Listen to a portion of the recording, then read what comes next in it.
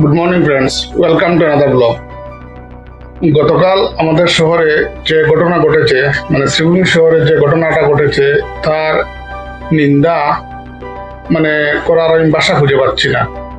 রাত্রিবেলা তখন কটা হবে, 9টা হবে, 9টা সোয়া 9টা হবে। তখন আমার এক ছোট ভাই গদ্দারাশি থেকে ফোন করে আমাকে।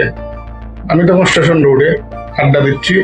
আমার এক ছোট ভাই ফোন করে আমাকে বলে যে পাপ্পন দা, তোমাদের স্টেশন রোডে কি হয়েছে? আমি বললাম স্টেশন রোডে কি হয়েছে? ও বলে না, পেট্রোল পাম্পে, স্টেশন রোডের পাশাপাশি পেট্রোল পাম্পে কি একটা হয়েছে, একটা যুবতীকে নাকি দর্শন করা হয়েছে। আমি বললাম এরকম তো কোনো ঘটনার খবর আমি পাইনি এখন পর্যন্ত, আমি তো সন্ধ্যার থেকেই স্টেশন রোডে রয়েছি। ও বললাম না, একটা ঘটনা ঘটেছে, কোনো একটা যুবতীকে দর্শন করা হয়েছে। আর আমি কোনো ধর্মাবলম্বী ব্যাপারে আমি এই কথা জানি। তারপরে আমি বললাম জানি না, আমি খবর নিয়ে জানাচ্ছি তোমাকে। একটু পরে আমি আমার ওই আড্ডারই জায়গায় আমার বন্ধু আমাকে বলে এরকম এরকম একটা ঘটনা ঘটেছে, যে বদরপুর থেকে নাকি কোনো একটা মেয়ে এই শিলিগুড়িতে আসবে, শহরে আসবে। ও একটা ট্রাভেলার বাসে চড়ে, আর ওই বাসে নাকি মাত্র 3জন যাত্রী ছিল। মেয়েটা যখন দেখে যে 3জন যাত্রী, তখন ও নেমে যাওয়ার চেষ্টা করে। ওর একটু অস্বস্তি বোধ হয়। তারপর ওরা ওকে মেয়েটাকে নামতে দেয়নি। তারপর মেয়েটার সাথে নাকি উল্টো পাল্টা কি কি করেছে ওরা। তারপর মেয়েটাকে ওরা বাস ট্রাভেলারটাকে ছুড়ে ফেলে দেয়। ব্যাপারটা শুনে তো একদম কিরকম একটা লাগে, অস্বস্তি বোধ হয় আমার। কি হলো এসব, কি হচ্ছে এসব?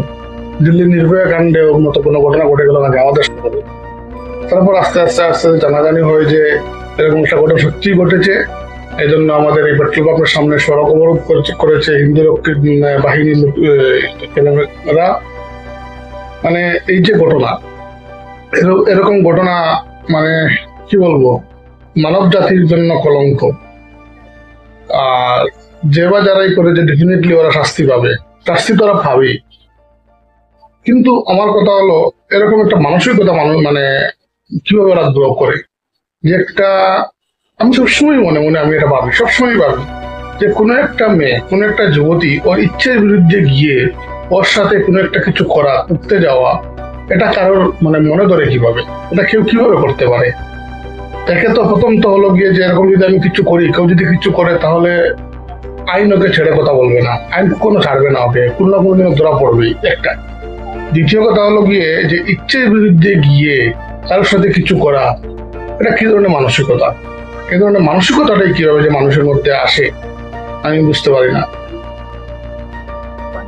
যাই হোক, যে যুবতীটার সাথে যতটুকুই যা হয়েছে, যাতে মেয়েটা খুব তাড়াতাড়ি সুস্থ হয়ে উঠে স্বাভাবিক জীবন ফিরে পায়, স্বাভাবিক জীবনে আবার আবার আবার ঘুরে আসতে পারে। ও একটা ইনকাম সার্টিফিকেট নাকি একটা নেওয়ার জন্য বদরপুর গিয়েছিল, শুনতে পেয়েছি। অশিক্ষিত মেয়ে,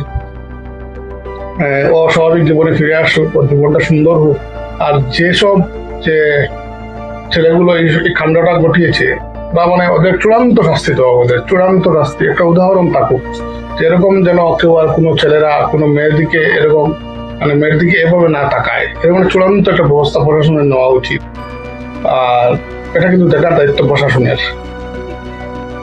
এরকম কিন্তু যাতে আর না হয়, এটা নিশ্চিত করতে হবে প্রশাসনকে। রাজ্যের মুখ্যমন্ত্রী ডক্টর হিমন্ত বিশ্ব শর্মার উদ্যোগে শিক্ষকদের জন্য গামছা এসেছে।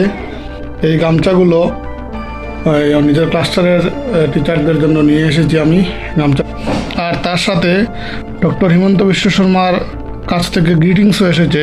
তাতে লেখা রয়েছে, respectful greetings, I extend my heartfelt greetings on the occasion of Rangali Bihu and the Assamese New Year 1432 Bashkarabda, which symbolize the rich cultural heritage of Assam and the promise of new beginnings.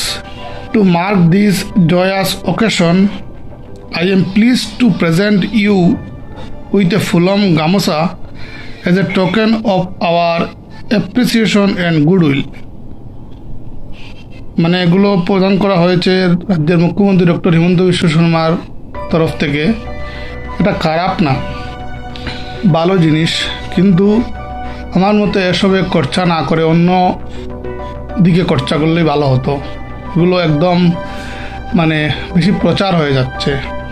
Political party নিজের প্রচার করে, রাজনৈতিক ব্যক্তিত্বরা নিজেদের প্রচারের জন্য সবসময় উঠে পড়ে লেগে থাকেন।